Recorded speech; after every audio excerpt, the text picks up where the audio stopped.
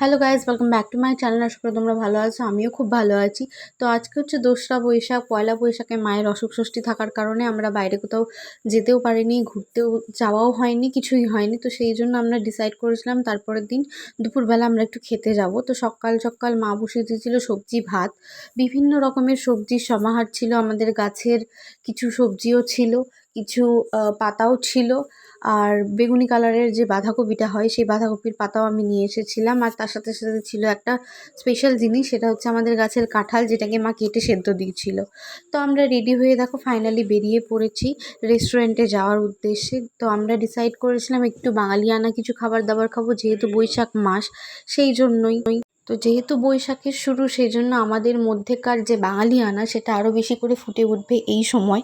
তো সেই কারণেই আমরা স্পেশাল কোনো বাঙালি রেস্টুরেন্ট খুঁজছিলাম। তো তারপরেই ঠিক করি যে আমরা যাব বনেদি হেসেলে। তো বনেদি হেসেল কথাটা শুনলেই আমাদের বেশ একটা খুব সুন্দর একটা বাঙালি বাঙালি একটা ফিল আসছে, একটা বাঙালি বাঙালি অ্যাটমসফিয়ারও আমরা চোখের সামনে এখন দেখতে পাচ্ছি। তো আমরা চলে এসেছিলাম বনেদি হেসেলে দুপুরের খাবারটাকে এনজয় করার জন্য। তো ভিতরের অ্যাটমসফিয়ারটা তোমাদের সাথে কিছু কিছু শেয়ার করেছিলাম, কিন্তু এত মানুষের ভিড় ছিল সেই দিনকে, সেই জন্য আমি ঠিক মতো এখানকার যে অ্যাটমসফিয়ার সেটা তোমাদের সাথে খুব ভালো করে শেয়ার করে উঠতে পারিনি। তো আমরা বসেছিলাম এই একটা ধারের একটা কোণার টেবিলে, কারণ আর কোনো জায়গা ছিল না। তো সেই কারণে আমাদেরকে এখানে বসতে হয়েছিল। আর এই হচ্ছে মেনু কার্ড, যেখান থেকে আমরা নিয়ে নিয়েছিলাম কিছু স্পেশাল স্পেশাল খাবারগুলো, যার মধ্যে ছিল একটা থালি, মাটন, আরও অনেক কিছু, যেগুলো ধীরে ধীরে আমি ডিসক্লোজ করছি তোমাদের সাথে।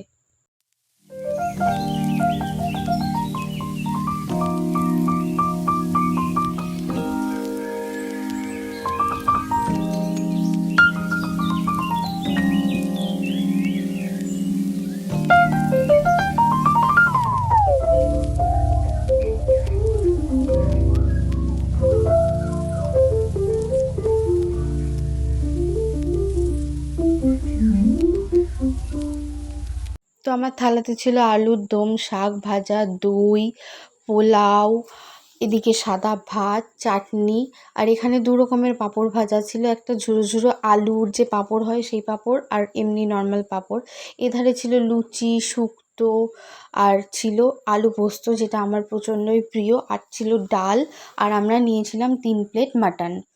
তো মাটনটা খেতে ওকে ওকে ছিল, বাড়ির মতো অতটাও সুস্বাদু ছিল না, কিন্তু আদারওয়াইজ যে সমস্ত রান্নাগুলো আমরা খেয়েছিলাম, ইনফ্যাক্ট আমরা মাছও নিয়েছিলাম, সেটাও ছিল অসাধারণ খেতে, যেটা টেস্ট অনবদ্য, কোনো কিছু বলার নেই। তো এখানে দেখো আমরা খাওয়া দাওয়া শুরু করে দিয়েছি। প্রথমেই একটা লুচি নিয়ে নিয়েছি, সেই লুচিটা দিয়ে আলুর দমকে প্রথমে খেয়েছি। তারপরে আমি চেষ্টা করেছি যে একটু মাটনের সাথে লুচিটা খাওয়ার, যেহেতু সবাই বলে মাটনের সাথে লুচিটা নাকি খুবই ভালো যায়। আমার তবে ইদানিং দেখছি মাটনের প্রতি আমার যেন ভালোবাসা বেড়েই চলেছে বেড়েই চলেছে। তো যাই হোক, আমি লুচি দিয়ে মাটন খাওয়ার পরে নিয়ে নিয়েছি ডাল আর ভাত। ডালটা ওপরে ছিল পাতলা জলটা, আর নিচে ডালটা পড়ে গেছিলো, সেই জন্য আমি চামচ দিয়ে ভালো করে গুলিয়ে নিয়েছি। তারপরে আমি পাতের মধ্যে ডালটা নিয়ে নিয়েছি, আর তার সাথে নিয়ে নিয়েছি লেবু। যে লেবুর মধ্যে রসটা খুবই কম ছিল, আমি খুব কষ্ট করে চিপে চিপে একটু একটু রস বার করার চেষ্টা করেছি। আর একধারে পেঁয়াজ কাঁচা লঙ্কাও দেওয়া ছিল, যেটা কিন্তু আমি খাইনি আজকে, কারণ আমার শরীরটা ভালো ছিল না, সেই কারণে আর খেতে খুব একটা মন করেনি পেঁয়াজ আর কাঁচা লঙ্কাটা, কারণ খেলে মনে হয় আরও বেশি অস্বস্তি করবে। তো তারপরে আমি নিয়ে নিয়েছি আমার প্রিয় খাবার আলু পোস্ত, যেটা মানে আমাকে যে কোনো খাবারের সাথে দিয়ে দেখ, আমি আলু পোস্তটাই আগে খাবো।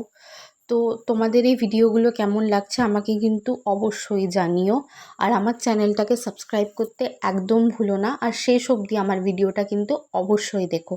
আমি তো বেশ তৃপ্তি করে আলু পোস্ত দিয়ে ডাল দিয়ে ভাতটা খুব ভালোই খাচ্ছিলাম, আর তার সাথে সাথে মাঝে মাঝে পাঁপড়টাও নিয়ে নিচ্ছিলাম খাওয়ার জন্য। এই দেখো আমার আলু পোস্তটা পুরো ফিনিশ হয়ে গেছে। আর এইখানে রয়েছে এই যে মাছটা, যেটা মা নিয়েছিল, এটা মা বললো একটু লেজের দিককার দিয়ে দিয়েছে, পেটি দেয়নি। তো যাই হোক, কিছু করার ছিল না, ওরা যেটা দিয়েছে কিছু বলারও ছিল না। খেতে কিন্তু অপূর্ব ছিল, সেই জন্য আমরা আর কিছু বলিনি। আর এই হচ্ছে মাটনের একটা লেগ পিস, যেটা আমি তুলে নিয়েছিলাম খাওয়ার জন্য, যেটা আমার খুবই ভালো লেগেছিলো খেতে। তো যাই হোক, এই দেখো মাটনের এখানে বেশিটাই না তেল ছিল। এই তেলটা খাওয়ার পরে না আমার আরও শরীরটা যেন কেমন করতে লেগেছিলো। এই তেলটা খাওয়াই আমার বোধহয় সেদিনকে একদমই ঠিক হয়নি। তো যাই হোক, সেই মুহূর্তে খুব বেশি এনজয় করেছিলাম। তেলটা দিয়ে দেখো ভাতটা মাখার পরে অনেকটাকে ভাতটাকে সেই লাড্ডুর মতো রঙটা লাগছিল। তো যাই হোক, আমি তো আমার খাবারটা খুবই এনজয় করছি। তোমরা আমার এই ভিডিওগুলো দেখে কতটা এনজয় করছো কমেন্ট সেকশানে কিন্তু একদম জানিও। তো মাটন খাওয়ার মাঝখানে মা আমাকে একটু মাছ ভেঙে নিতে বলেছিল, তো আমি অল্প করে মাছ তুলে নিয়েছিলাম। যেহেতু মাছের মধ্যে সর্ষে ছিল, আমাদের শরীর খুবই খারাপ করতো ওই সর্ষের ঝোল টোল খাওয়ার পরে। আর মাটন একসাথে, যেহেতু গরম অনেকটাই পড়ে গেছে, তো সেই জন্য আমি একটুখানি ভেঙে তুলে নিয়েছিলাম। আর এই দেখো এখানে বেঁচে আছে আপাতত মাটন, মিষ্টি, দই, চাটনি। আর এদিকে পোলাওটা আমি তো এখনও হাত দিয়েও দেখিনি। তো মাটনের মধ্যে না একটা জায়েন্ট আলু ছিল, যে আলুটাকে আমরা কেউ চোখেই দেখতে পাইনি। তো তারপরে যাই হোক, কিছু করার নাই ভেবে যেইটুকু সাদা ভাত ছিল ওইটুকু ভাত দিয়ে আলুটাকে ভালো করে মেখে খাচ্ছিলাম। আর এইখানে আমাদের আমরা অর্ডার করে দিয়েছিলাম বাবার জন্য ভেজ খাবার। বাবা যেহেতু ভেজ খায়, তো সেই কারণে এখানে আলাদা করে আমাদেরকে দিচ্ছিল। আর আমি খাবার দেখাচ্ছিলাম যে সবারই পাতে আলু পোস্ত পড়ে আছে, কিন্তু আমার পাতে আলু পোস্তটা ফিনিশ করে ফেলেছি আমি। আর এই যে লেগ পিসটা ছিল না, লেগ পিসটার ভেতরে অনেকটা সুন্দর চর্বি চর্বি জাতীয় একটা ঘি টাইপের কী থাকে, আমি ঠিক নামটা জানি না। তো ওটাকে আমি বার করার চেষ্টা করছিলাম, কিন্তু পসিবল হয়নি শেষ পর্যন্ত। তো আমাদের খাওয়া তো প্রায় শেষের দিকে। মা একটু আস্তে আস্তে খায়, মা তাই খাচ্ছিল। তো আমাদের ফাইনালি এখানে কোল্ড ড্রিঙ্কস চলে এসেছে। তো আমি চলে গেছিলাম হাত ধুতে। হাত ধোয়ার পর একটা সুন্দর মিরর দেখে আমি নিজেকে আর কন্ট্রোল করতে পারিনি, একটু মিররে নিজে একটু পোজ দিয়ে নিচ্ছিলাম। তো তারপরেই বনেদি হেসেলের একদম সামনে ছিল যৌতুক পানের দোকান। তো সেইখান থেকে পান নিয়ে নিচ্ছে। পানটা এতটাই বড় ছিল যে আমি খেতে পারছিলাম না, আমাকে মানে ছিঁড়ে ছিঁড়ে অল্প অল্প করে খেতে হয়েছে, কিছু করার ছিল না। তো ভিডিওটা এতদূরই রাখলাম। ভালো লাগলে লাইক কমেন্ট শেয়ার করতে একদম ভুলো না।